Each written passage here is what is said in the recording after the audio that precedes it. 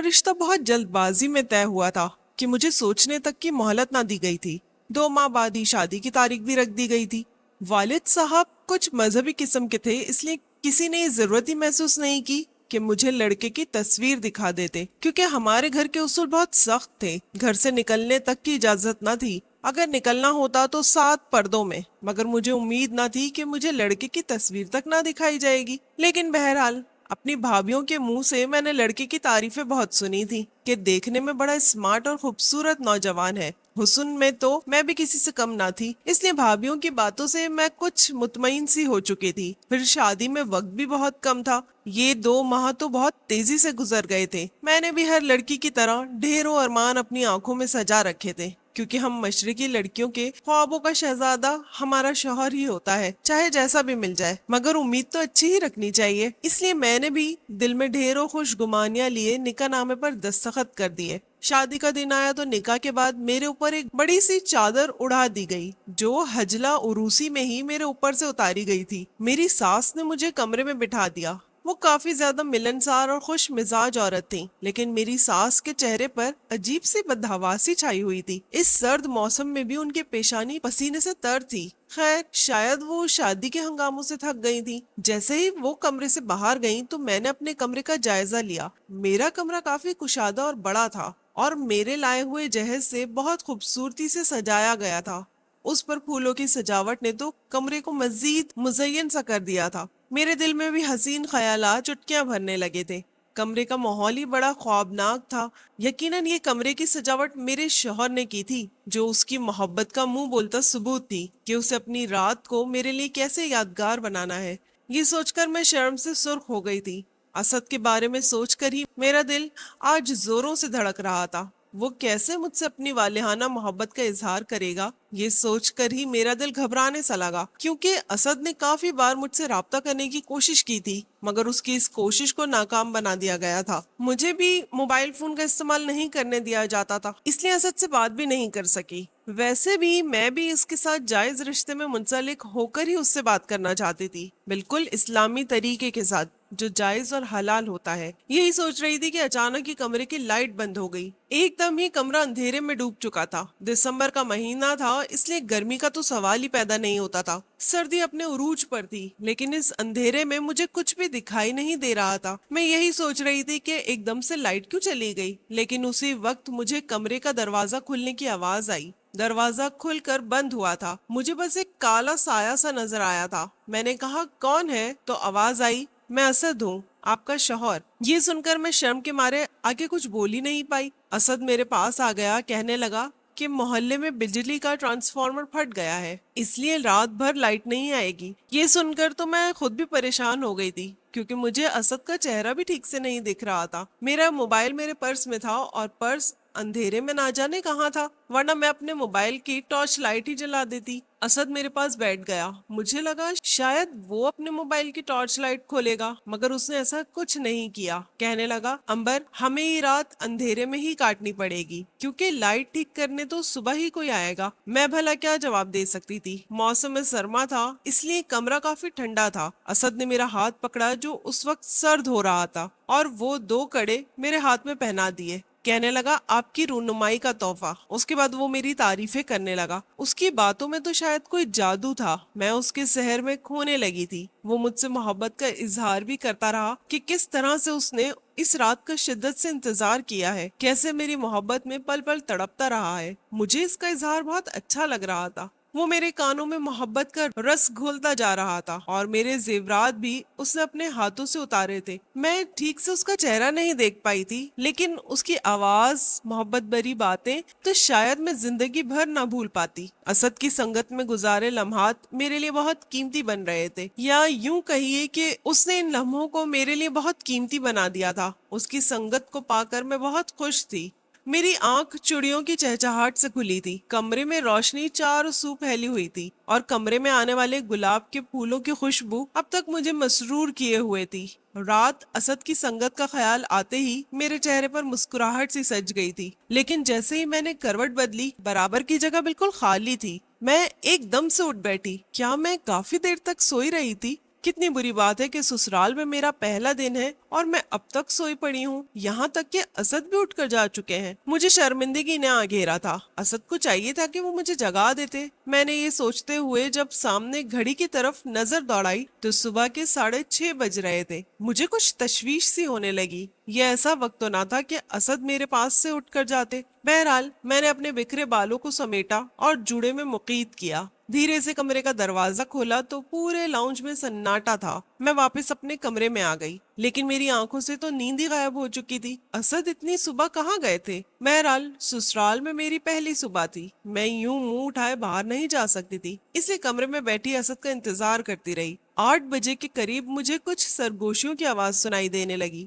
میں اٹھ کر کمرے سے باہر نکلی تو میری ساس لاؤنج میں بیٹھی ہانپ رہی تھی، سر پر چادر رکھی تھی جیسے ابھی کہیں سے آئی ہوں۔ مجھے دیکھ کر بس ہلکا سا مسکرائیں، کہنے لگیں آؤ بیٹا میرے پاس آ کر بیٹھو۔ میں دھیرے سے چلتی ہوئی ان کے پاس جا کر بیٹھ گئی۔ کہنے لگیں میری طبیعت اچانک سے خراب ہو گئی تھی، اس لیے اسد مجھے ڈاکٹر کے پاس لے گیا تھا۔ یہ سن کر میں سمجھ گئی کہ اسد کمرے میں کیوں نہیں تھے، لیکن اپنی ساس کی اگلی بات نے تو میرے ہوش اڑا کر رکھ دیے تھے۔ کہنے لگیں بیٹا میں بہت شرمندہ ہوں تم سے، اصل میں جب رات کو میں تمہارے کمرے میں بٹھا کر باہر نکلی تو میری طبیعت بگڑنے لگی تھی، اس لیے تمہیں گھر چھوڑ کر وہ میرے ساتھ ہسپتال چلا گیا۔ بہت پیار کرتا ہے میرا بیٹا مجھ سے، میں نے تو منع بھی کیا تھا کہ تمہیں پہلی رات اپنے دلہن کے پاس ہونا چاہیے، مگر اس نے کہا کہ اپنی بیوی سے میں معذرت کر لوں گا اور مجھے لے کر چلا گیا۔ تم بھی کیا سوچ رہی ہوگی کہ شادی کی رات بھی شوہر کمرے میں نہیں آیا؟ اپنی ساس کی باتیں سن کر میرے دماغ میں تو دھماکے ہونے لگے تھے۔ اگر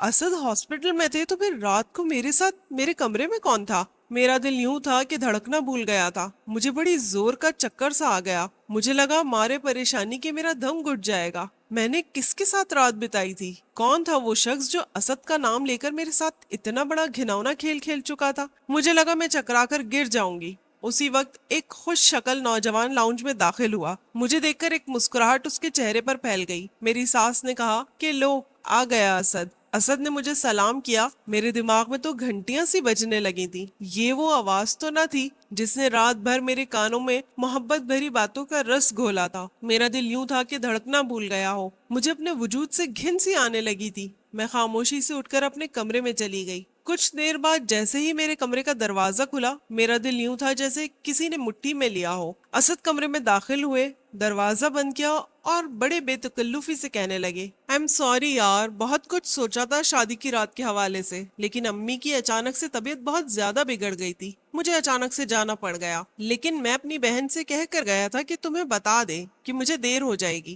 ماہر نے تمہیں بتایا تھا؟ اسد مجھ سے بات کر رہے تھے اور میں خالی نظروں سے انہیں دیکھ رہی تھی، انہیں واقعی بہت دیر ہو گئی تھی۔ آنسو میری آنکھوں سے بہنے لگے، میں نے نفی میں سر ہلا دیا۔ میرے کمرے میں میری نند نہیں آئی تھی، نہ ہی اس نے مجھے ایسا کچھ بتایا تھا۔ کہنے لگا او شٹ، یہ لڑکی بھی نا بڑی بھلکڑ ہے، بھول گئی ہوگی۔ اچھا پلیز رو مت، مجھے اندازہ ہے رات بھر تم پریشان رہی ہوگی، ایک لڑکی کے لیے ایسے لمحات بہت تکلیف دہ ہوتے ہیں جب اس کا شوہر پوری رات کمرے میں نہ آئے اور وجہ بھی اسے معلوم نہ ہو۔ اسد بہت شرمندگی سے مجھ سے معذرت خواہ انداز میں کہہ رہے تھے، لیکن میں کیا بتاتی کہ جو اذیت اور تکلیف مجھ پر گزری ہے میں تو اسے لفظ بھی نہیں دے پا رہی تھی۔ میں پھوٹ پھوٹ کر رونے لگی تو اسد پریشان ہو گئے، کہنے لگے آئی ایم سوری یار، مجھے اندازہ نہیں تھا کہ ماہر یہ سب کرے گی۔ انہوں نے مجھے منانے کی کوشش کرتے ہوئے میرے دونوں ہاتھ تھامے تھے، لیکن مجھے تو گویا کرنٹ سا لگا تھا۔ میں نے فوراً سے ان کے ہاتھوں سے اپنے ہاتھ کھینچ لیے۔ مجھے ہر چیز سے خوف محسوس ہو رہا تھا، یہاں تک کہ اسد سے بھی۔ میری کیفیت بڑی عجیب و غریب ہو چکی تھی،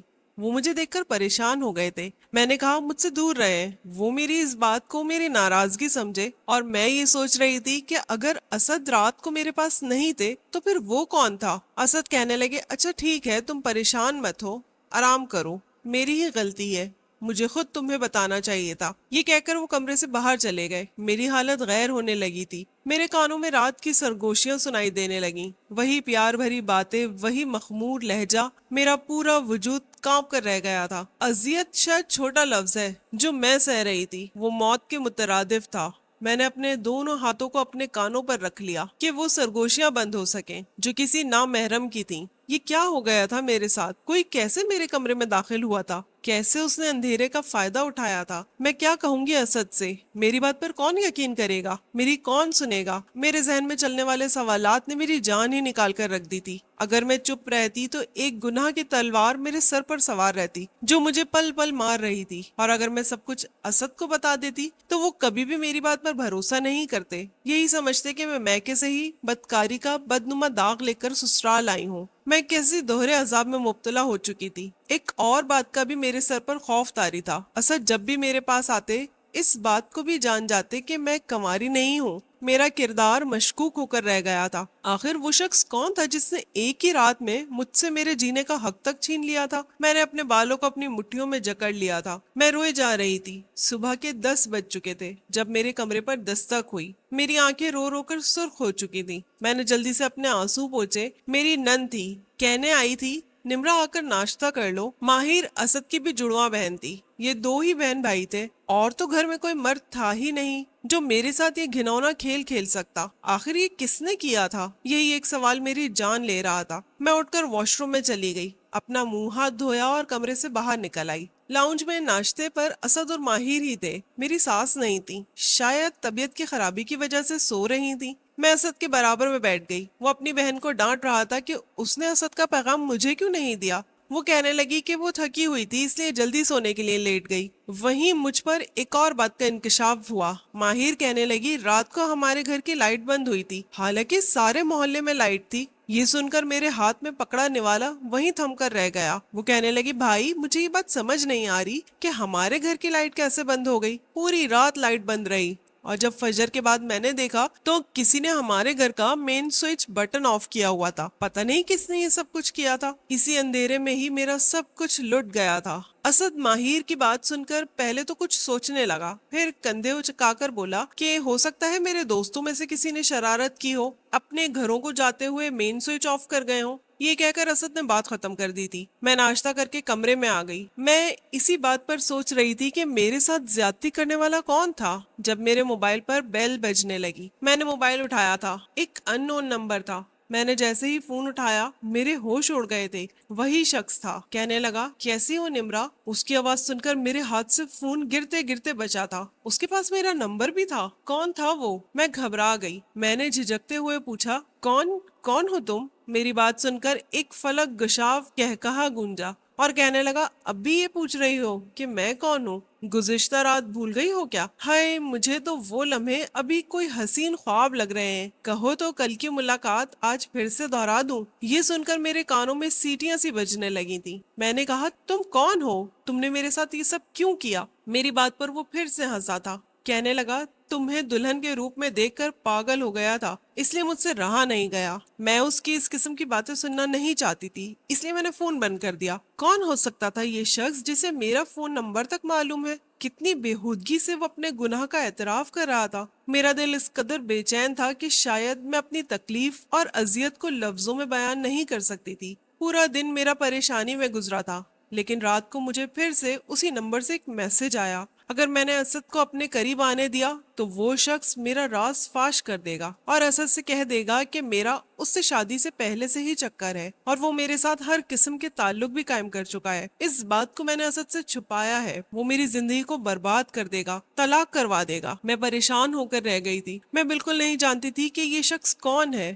میں نے اپنے ماضی کو اپنے ذہن میں کھنگال کر رکھ دیا تھا۔ مجھے ایسا شخص کوئی بھی یاد نہیں تھا جو یوں زندگی کو برباد کر رہا تھا۔ اس کے بعد اس شخص نے مجھے کچھ ایسی نازیبا تصویریں دکھائیں جو شاید اس نے شادی کی پہلی رات میری لی تھی، جب میں گہری نیند میں سو رہی تھی۔ اسے دیکھ کر تو میرے ہوش ہی اڑ گئے تھے۔ میں کئی بار اسے یہ سوال دہرا چکی تھی کہ وہ کون ہے، کیوں میری زندگی کو برباد کر رہا ہے، لیکن جواب میں وہ بس ہنسنے لگتا۔ لیکن یہ راز بہت دیر تک راز ہی رہا۔ جب بھی اسد رات کو آتا، میرے قریب آنے کی کوشش کرتا، میں کسی نہ کسی بہانے سے اسے اپنے پاس آنے نہ دیتی، لیکن ظاہر ہے وہ میرا شوہر تھا، کب تک مجھ سے دور رہ سکتا تھا؟ میرے دل میں ہر وقت یہ خوف رہتا کہ اگر اسد میرے قریب آیا تو اسے میری پہلی رات کا سچ معلوم ہو جائے گا اور وہ مجھے طلاق دے دے گا، اور دوسرا یہ خوف تھا کہ کہیں اس شخص کو علم ہو گیا تو کہیں وہ اسد کو میرے بارے میں جھوٹی خبریں دے کر میرا گھر برباد کر دے گا۔ ایک عورت کے لیے اس کا گھر بہت معنی رکھتا ہے۔ کوئی بھی عورت شادی کے بعد طلاق نہیں چاہتی۔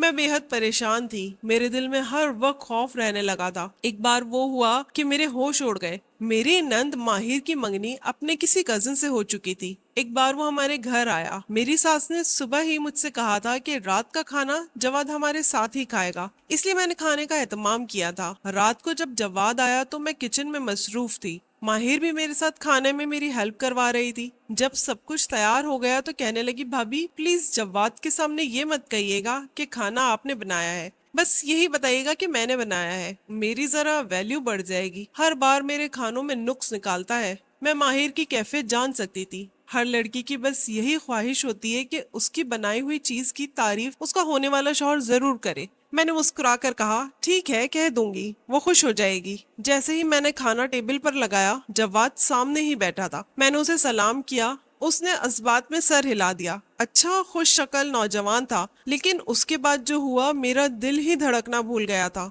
खाने के टेबल पर सब बैठ चुके थे। ना जाने क्यों मुझे ये महसूस हो रहा था जैसे जवाद मुझे अजीब सी नजरों से देख रहा है। मुझे उसकी नजरों से उलझन हुई थी। मैं असद की टेबल पर बैठ गई थी। खाने का पहला निवाला लेते ही उसने कहा, खाना बहुत मजे का है, यकीनन माहिर ने नहीं बनाया होगा, मैंने ही बनाया है, बेशक भाभी से पूछ लो। मैं खाना खा रही थी, लेकिन जवाद की आवाज सुनकर मेरा निवाला मेरे हाथ में रह गया। मैंने बर्जस्ता उसकी तरफ देखा था और उसकी आंखों में जो कुछ मैंने देखा था मेरी जान निकालने के लिए काफी था। वो बड़ी अजीब से मुस्कुराहट चेहरे पर सजाए मुझे देख रहा था। मुझे लगा मैं सांस लेना भूल गई हूँ। ये आवाज मैं कैसे भूल सकती थी? उसकी सरगोशी ने तो मेरी नींदें उड़ा कर रख दी थी। मेरा दिन का चैन सुख सब बर्बाद कर दिया था। कहने लगा, खाना इतना मजे का है कि दिल चाह रहा है बनाने वाले का हाथ चूम लूं। मुसलसल मेरी तरफ देखकर बोल रहा था और उसी लहजे में जो लहजा उसने पहली रात अपनाया था। तो मेरी सास उसके बराबर में वहीं बैठी थी।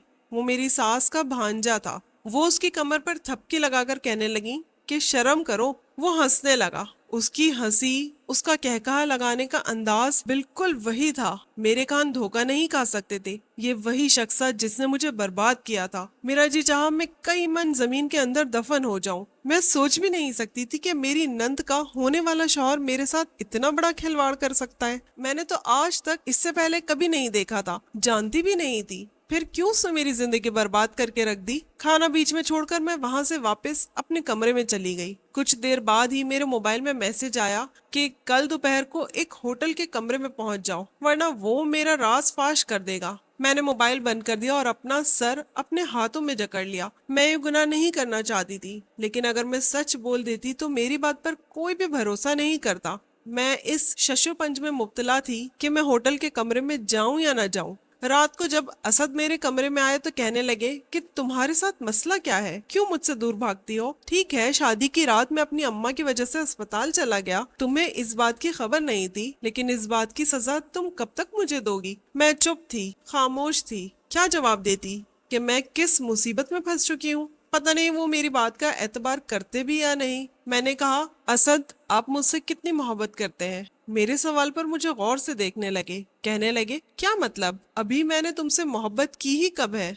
तुमने ऐसा मौका ही नहीं दिया। वो शायद शरारत के मूड में थे, लेकिन मैं संजीदा थी। मैंने कहा, आपको जवाद कैसा लगता है? मेरे इस सवाल पर कहने लगे कि हम दोनों के बीच में ये जवाद कहाँ से आ टपका? मैंने कहा, मुझे बताएं कि कैसा लड़का है? कहने लगा, अच्छा है और मेरी खाला का बेटा है, वो भी इकलौता। हाँ, कुछ अय्याश मिजाज है, लेकिन जाहिर है लड़के ऐसे ही होते हैं, शादी के बाद खुद ही सुधर जाएगा। मैंने कहा कि मुझे बिल्कुल भी अच्छा नहीं लगा। मेरी बात सुनकर असद के माथे पर तेवरी सी चढ़ गई। कहने लगे, आज तो ये कह दिया, आइंदा मत कहना, और अम्मी और माहिर के सामने तो बिल्कुल मत कहना। अम्मी को अपने भांजे से बड़ी मोहब्बत है। ये सुनकर मैं जो हिम्मत मुजतमा कर रही थी कि असद से बात करूं, खामोश हो गई। अगले रोज मैं होटल गई तो जवाद पहले से ही कमरे में मौजूद था। मुझे देखकर कहने लगा, देख लो, आखिर आ ही गई तुम। मैं जानता था कि तुम्हें आना ही था। मैं रोने लगी। मैंने कहा कि मैंने तुम्हारा क्या बिगाड़ा था जो तुमने मेरे साथ ये सब कुछ किया? कहने लगा, मैंने पहली बार तुम्हें दुल्हन के रूप में देखा